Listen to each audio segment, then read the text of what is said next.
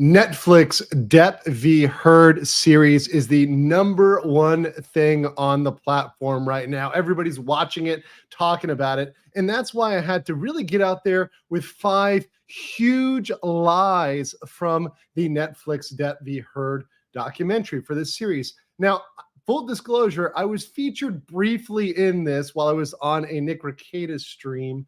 On this, my name pops up. I was actually traveling in the U.S. at the time when I was covering Depp v. Heard. And so there's a little bit of me because I am featured in this that needs to give the story from our perspective, from the people that were covering this, from really front to bottom. We were covering the entire trial of Depp v. Heard, not just the trial itself, but the run-up, the follow-up, and really digging into this case very deeply with others on YouTube. Now, the reason why I have to get into it is because the Netflix documentary, the series, is not accurate. It is not giving you an accurate depiction. In fact, there are very, very, very misleading features from this documentary that is up there. So we'll jump right into it. Of course, this is a legal mindset. We teach you to be your own judge. And I'm Andrew Esquire, an American attorney who is the host of this channel. So the first thing I want to say is that in the Depp v. Heard series, when they actually start talking about social media and the people on social media, they make it sound like all of us had our mind made up, that all of us from the beginning were in the tank for Johnny Depp, that every single person on the internet was in the tank for Johnny Depp.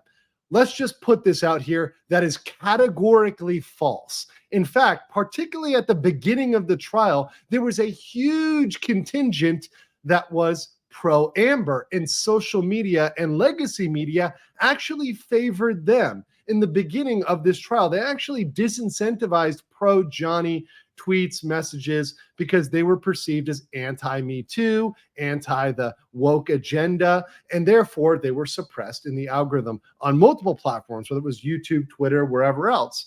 However, as the case went on and more people watched online and actually saw the truth by watching a lot of our channels and seeing our commentary, our raw, natural, in many cases, expert commentary on this, they changed their mind. And this slowly changed the mind of the people at large. And therefore, the legacy media had to respond to this and had to finally allow the Depp versus Heard narrative to kind of truthfully come to light. But this was not the position in the beginning. A lot of us came into this, particularly myself, saying, hey, we're going to watch this on its merits. We're going to look for who proves the case better, who does a better job. And when you watch that case, any neutral observer, even a non-lawyer, a layperson, would tell you that Johnny Depp and his team did a better job.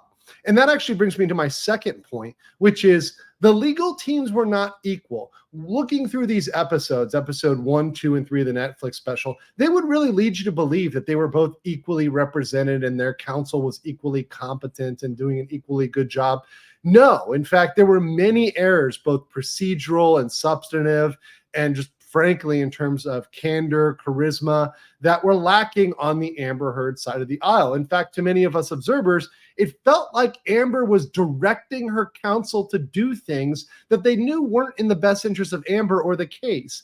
They went into places and showed things that really didn't help Amber. In fact, many times they made her look bad. They made her look not believable. They made her look unconvincing. They made arguments and went down lines of story and narrative that were absolutely fanciful.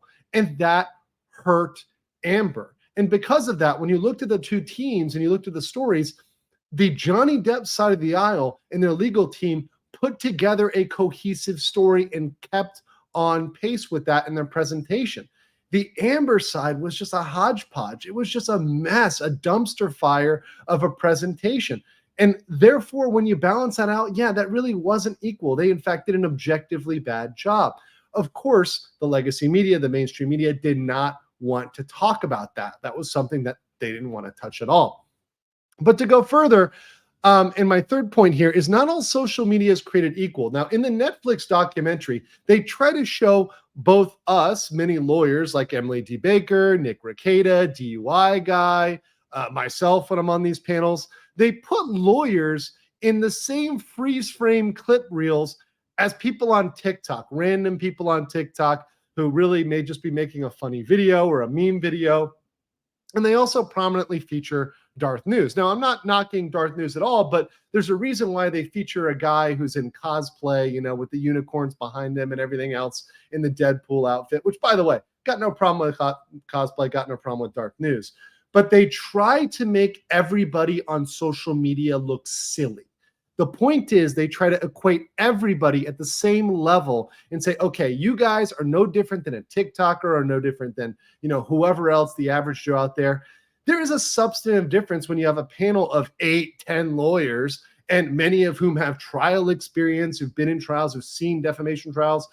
And many lawyers, like myself, even if you haven't had a decade of courtroom experience, hey, a lot of us are expert court watchers. We've watched trials. We've gone through the Rittenhouse trial, for example. We just came off the Potter trial. Many of us watch trials on the regular, so we can say what is normal for a court presentation and what is not, because we've just seen a lot. We are expert observers. So because of that, I would say, look, the commentary isn't all the same, but trying to make lawyers look like clowns is exactly what they were trying to do in the series. And they were trying to make it seem like the folks that were on national TV, on legacy media, mainstream, those were the real cautious, those were the reasonable voices in the room. Whereas everybody on YouTube, on social media, you guys were ridiculous, you're off point. And really that's a misframing of the issue. And certainly there were a lot of people that were pro-Amber. In fact, we had lots of altercations with people that were pro-Amber throughout this entire legacy of that trial, the legacy of that trial, which when I say legacy, I mean before, during, and after, because really the Johnny Depp case lasted for months after, and us battling people that were still standing for Amber, that were still supporting Amber, heedless of what the facts are, heedless of what they saw, and heedless of the courtroom procedure. And the next thing is that they present these death threats against Amber and allegedly her team. Now, I have no doubt that they may have received death threats. In fact, to point this out, everybody received death threats. In fact, to this day, Johnny Depp and his counsel, like Camille Vasquez, they received death threats. In fact, remarks on Twitter that they're going to have threats on them, threat against Johnny's counsel. In fact, during the case, during the trial, received many nasty letters, many death threats to me, people threatening to come after me, come after my family, deranged psychos that were Amber stans, that were hyper Me Too to the point where they could not see that really the point of this was stopping abuse of any kind, whether it's against men or against women. It isn't about women's abuse being worse than men and having to have a leg up on men. That's not what we're about. We're about abuse is abuse, crime is crime, and lies are lies. And there were some people that were deranged enough to threaten us during that trial. Certainly I received this. My fellow YouTubers received threats. This is something that happened to many of us. So Amber was no exception here.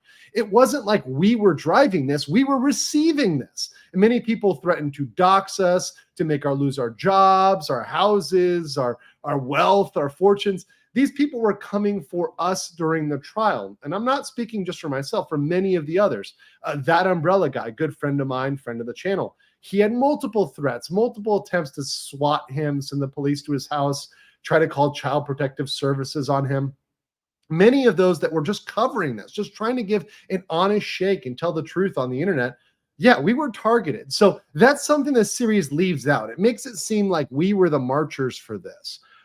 Another thing, and this is kind of a sub point here, is we were also, yes, many of us made money on it. In fact, surprise, surprise, content creators do this to make money. We're pretty transparent about that, right? That's why we would love for you, like today, to like, comment, and subscribe. Leave a note on this video. Your watching helps us with ad revenue, helps us make our living, do this from day to day. We're pretty transparent about that. And the money we make is pretty transparent. You can look it up on Playboard, on various other areas on the internet. We can just look up how much we make.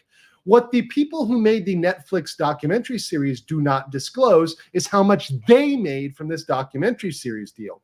They also don't disclose how much legacy media made. It made far more than anyone on social media. If you think the money that we made, which yes, was significant, was great, was cool, was fine, is anything, it is a drop in the bucket compared to legacy media, and certainly compared to the Netflix series. This Netflix series and their creators made millions beyond any of us on YouTube. Let's be very clear about that. And the very last thing is, and this is the thing that they lie about through their teeth, is the failure of the legacy media. They turn to drive the blame on alternative and social media. They want to drive the blame on anybody that isn't controlled. But the truth is that people were sick and tired of being lied to. They were sick and tired of being told that Amber is in the right here, that Amber was going to win. And in the beginning, that's all you were really hearing from the legacy media. You were hearing them in the tank for Amber, in the tank because it seemed to line up with the Me Too narrative, because it was a big Me Too thing. And hey, it got to support Amber, believe all women. And people were sick of that. They wanted the truth. They wanted to watch it and make up their own mind, and at the same time be entertained. And many of us actually know how to be funny, unlike the mainstream media. Have a good time, have a little bit of levity, poke fun at ourselves. And so people tuned into us. People enjoyed watching us. And because they were jealous of those views, they didn't understand why the viewers were tuning into us over them. They got mad and lashed out. They had to paint us as misogynists, bigots, extremists, Johnny Depp stans, all of which most of us are not. And I still say to this day, Johnny Depp was right to win that, but I'm not a Johnny Depp stan. There's in fact many things I take issue with Johnny Depp saying. He's made many statements in the past, which I think are extremely problematic. I'm not a Johnny Depp stan, but I'm a supporter of the truth. And in this, Johnny Depp was absolutely wronged by Amber Heard. She was absolutely guilty of defamation in this case. And it was clear to anybody who watched this trial. It was not an even-handed thing that could go either way. It was absolutely on the side of Johnny Depp. And these are things that, frankly, I think the Netflix series fails on. Let me know what you guys think in the comments. Do you think it was great? Do you think it was amazing? The best documentary ever? I would love to know below. Let me know if you watched it, aren't going to watch it, and I will talk to you later.